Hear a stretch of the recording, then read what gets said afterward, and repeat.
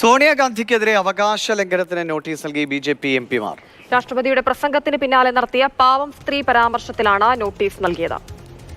വിവരങ്ങൾ നൽകാനായി അനൂപ് ദാസ് ചേരുന്നുണ്ട്. അനൂപ്, അഭിസംബോധനയ്ക്ക് പിന്നാലെ രാഷ്ട്രപതിക്ക് നേരെ സോണിയാഗാന്ധി നടത്തിയ പരാമർശം അന്ന് തന്നെ വലിയ രീതിയിൽ വിവാദമായിരുന്നു. വായിച്ച് തളർന്നുപോയി, പറഞ്ഞ് തളർന്നു എന്നുള്ള രീതിയിലായിരുന്നു സോണിയയുടെ പരാമർശം വന്നിരുന്നത്. അതിന് പിന്നാലെ അതിൽ വിശദീകരണവുമായി അങ്ങനെയല്ല ഉദ്ദേശിച്ചെന്ന് പറഞ്ഞ് പ്രിയങ്കയുടെ ഒരു പ്രതികരണം കൂടി വന്നിരുന്നു.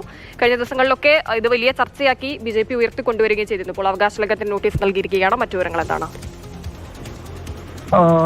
സോണിയാഗാന്ധി വിവാദ പ്രസ്താവന നടത്തിയെന്ന വിഷയം വളരെ സജീവമാക്കി നിർത്താനും നാളെയും അത് കഴിഞ്ഞുള്ള ദിവസങ്ങളിലും സഭയിൽ ഉന്നയിക്കാനും വേണ്ടിയുള്ള ഒരു നീക്കം ബി.ജെ.പി. നടത്തുന്നുണ്ട്.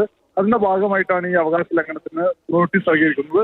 അതായത് പാവസ്ത്രീ വായിച്ച് പോയി എന്ന നിലയിലായിരുന്നു ഈ അഭിസംബോധന, രാഷ്ട്രപതിയുടെ അഭിസംബോധന കഴിഞ്ഞ് പുറത്തിറങ്ങിയ സമയത്ത് സോണിയാഗാന്ധി പറഞ്ഞത്.